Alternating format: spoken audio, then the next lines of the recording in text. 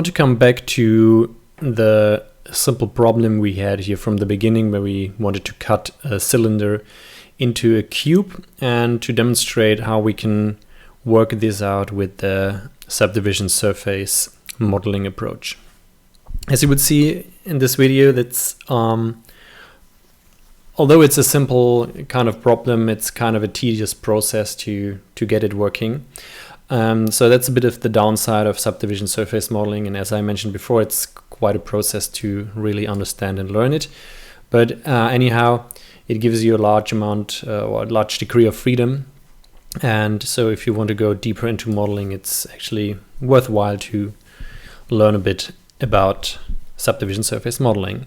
Okay, so let's recap a little bit here. We had the basic problem here was we started with the bool operator, or the bool generator rather, and we cut away the cylinder from that, and it worked out okay, but we ran a little bit into a problem if we want to bevel edges differently or want to make that into a polygon object. We ended up a little bit with messy topology. Then we did the same thing with the volume and the remesher. So the result of those are quite okay in my opinion. The downside maybe from the simple remesher approach was a little bit of a high geometry, which we could fix by remeshing again. Overall, the volume measure and volume builder approach was, I think in my opinion, quite successful. Now, general the downside, and if you see here on the comparison, is that we end up with more polygons than we necessarily need to. So the subdivision surface approach will give us, I think, the most degree of freedom and also the cleanest kind of topology over here. So let's start fresh. Let's hide this, and let's first start off with the cylinder. So basically with the form we like to cut away from our cube. When it comes to subdivision surface modeling, there's a lot of thought you have to get into the preparation of your objects in order to make your life simpler afterwards. So I just take you through my thought process here. So the first thing I like to do, I think I want to get rid of the height segments for now, and I also want to get rid of the cap. So I'll try to remove all the unnecessary geometry. And then if we have a look at the amount of segmentation from the rotational segments, I like to get that down as far as possible as well. So 5 might be a little bit too less. We can maybe increase to 6.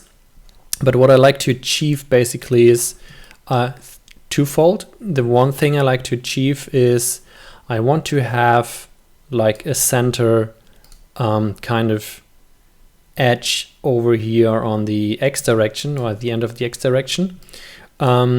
So that's the one thing, and the other thing is I like to have somewhat of a rounded kind of shape to this object by itself. What I mean by that is basically if I go down to, let's say, 7 segments, you see when we look from the top that the edges over here, they are kind of bent inwards already, I think.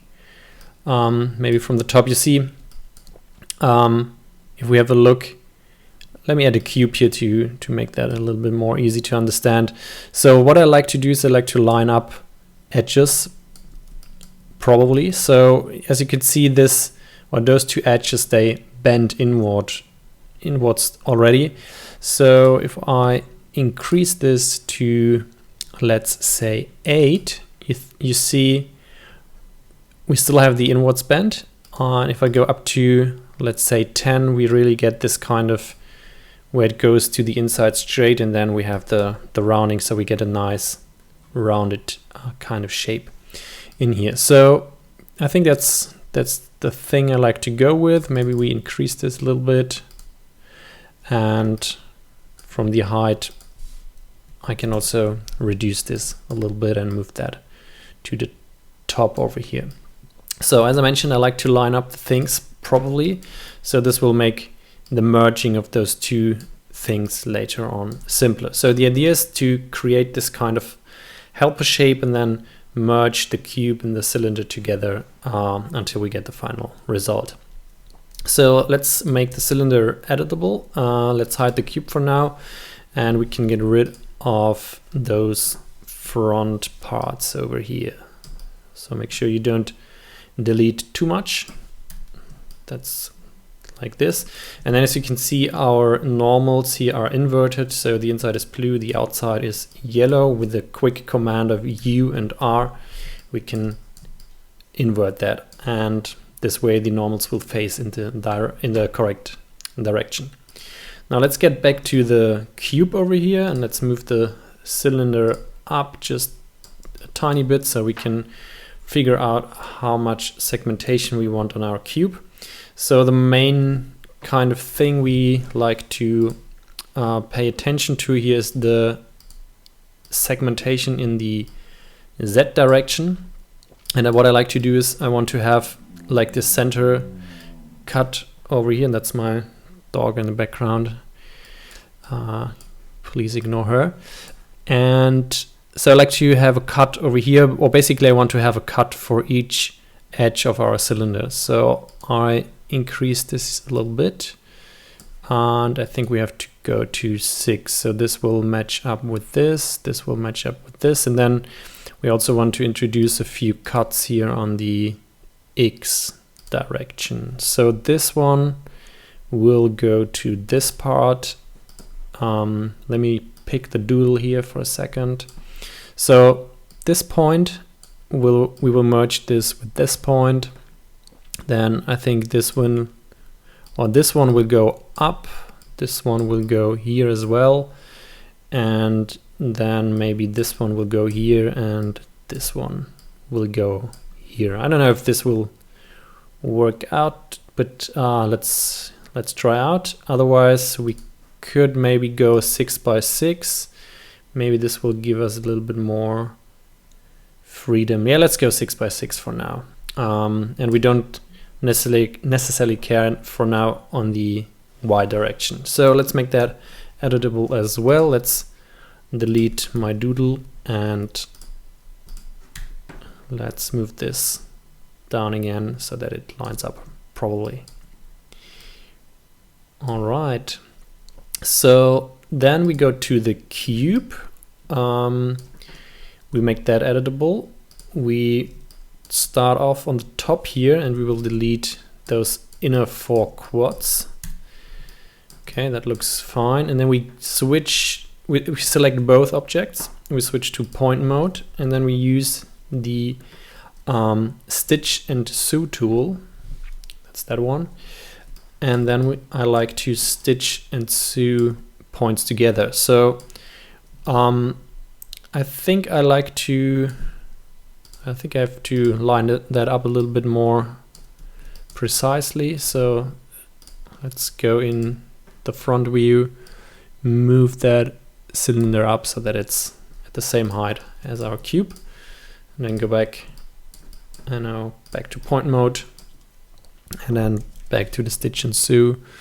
Zoom in quite closely, and as you can see that it's kind of difficult already, and merge those 2 points together. Then we have to think now what kind of points we like to merge where. So we want to keep the shape of the cylinder, so we want to use those outer points, move them in, and here we want to do the opposite and move this out.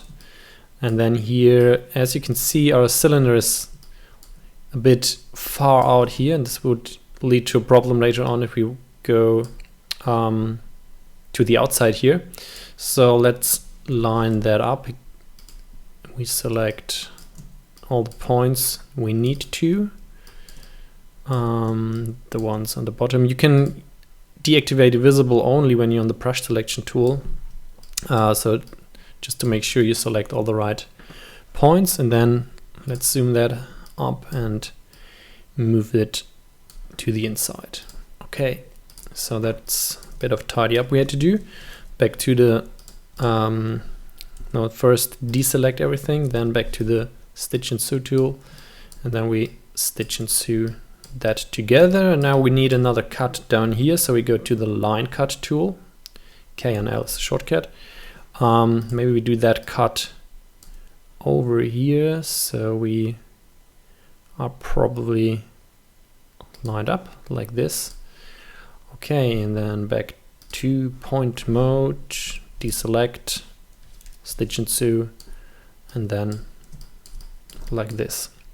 Now we can get rid of this part here from our cube, and then the only thing missing here is this lower kind of part. So what we did here is we basically deleted parts of the cube and merged points together to follow the shape of the cylinder, and that way we're still basically just in polygon modeling mode, and we will come to the subdivision surface in a second. Now let's have a look down here what we can do with this kind of shape. We could try to use the closed polygon, but I think it will not work to the inside here. So we can go to the polygon pen instead, and then draw our polygon inside of here. So yeah, polygon pen selected, and just by hitting all those kind of points, we draw a polygon, and there it's closed automatically. Now the next thing I like to do, I think we can connect and delete at this point. All right, and then we do a quick optimize just to make sure that our points are connected. Okay, let's do a bit of cleanup here on the inside. Go with the line cut tool. That's KK. Just connect those edges over here like this. And we like to avoid triangles. And as you can see, we have triangles here. But if you take a closer look, let me move this point up a little bit to this side. We have two triangles here. But what we can do is we can use select the edge here in the middle, and then do a dissolve. And as you can see now, we have a quad again. It's diamond shaped, but still a quad. So that's good for now. Okay, so I think this seems to be fine for now. So that would be like our final polygon shape. And now we can throw that into the subdivision surface object. As you can see, there's still a little bit of work left. We have to make the edge beveling now. But other than that, we have clean topology base object with a low amount of polygons. All right. Okay, so the next step is, I think I want to try to create the cut over here, or like the loop cut to get this kind of shape we like to have. But we can also maybe start off with the outer cuts just to make this kind of thing more cube-like. So this will not influence my geometry on the inside. I think we can do this cut here as well. Let's do a cut on the bottom here, and let's see if we do this cut as well. All right, so this looks fine. Now we only have to worry about, let's go to the doodle again to make some sketch here. So we have to now take care of the cut, which will go like in this direction, so that we have a proper edge beveling here on the inside of our cube on the top. And then we have to figure out how this will go down here, and then also on this front side here. So this kind of cut is the last thing we have to do here to make this thing work. I go to the loop selection just to see what it likes to select for me. Is there something? No. So I go to the move tool, and then I just double click here on the top, make a few selections like this, and then so this point down here, this will be interesting. I think we need a borrowed edge here to make this work. We'll see in a second. So anyhow, let's continue the selection, and we will use the bevel tool, or maybe the move tool rather, and hold the command key down and see what this will end up with. And it looks quite nice, so I think that's a good corner cut here. Yeah, we still need the cut over here.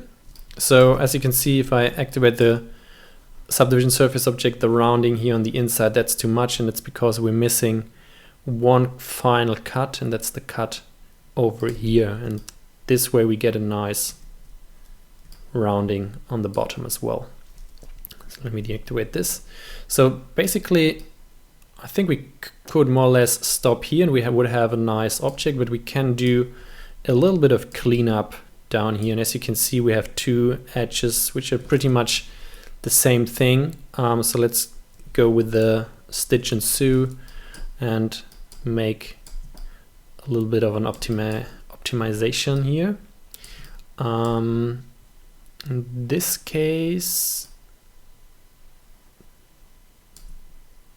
we can go like this, I think. So I will not continue through here completely, just like this for now.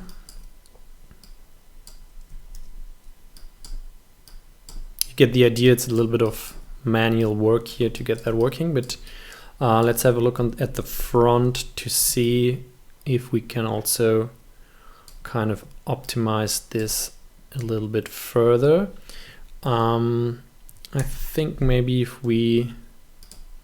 I would add a cut over here, this leads to a triangle here, but then we can get rid of this line.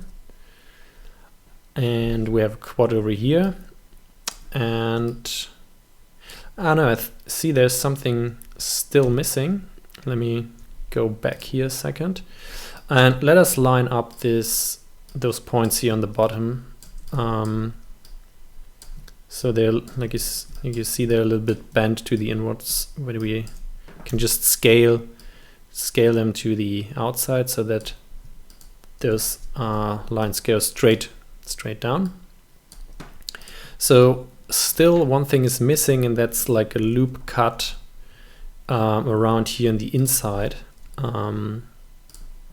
As you noticed, maybe we did the copy and move a slide to the outside, but we have to do another slide here, or another cut here on the inside. So let's see if we can do this by using the move tool again and copy this to the inside, holding your command key down. All right, and let's do a manual cut over here with the knife tool again. And then we do a bit of cleanup again. Okay, so now we do this kind of borrowed edge method. And we will do, or I haven't done another video on that. And then we can get rid of this line. We can get rid of this line as well. All right. And then we can stitch and sew those points here on the bottom. Deselect first. There we go. And same thing over here. So line cut to get that borrowed edge in, and then I want to get rid of those. And then we do a quick stitch and sew over here. Okay, now we have a nice topology, cleaned up everything. We have quads here. We could do a little bit more of cleanup here, and then of course we have to do the cleanup on the back. But I think that should be it for now. And as you can see, we got a nice topology and a nice looking object. But yeah, as you could see, that took me about 20 minutes to do, and there are a lot of simple steps, but you have to do a lot of steps in between. So yeah, it's not the fastest method, and it can be quite of a pain in the neck, and how to cut and where to cut to get to your result. But if you figure it out, you get a very clean topology and have a nice control mesh, and the subdivision surface will do the rest for you to smooth out your object. Okay, I hope that helped a little bit, although it's a bit of like thousands of micro steps, but I hope that helped you gain a little bit more of an understanding on how to do polygon modeling in cooperation with the subdivision surface object.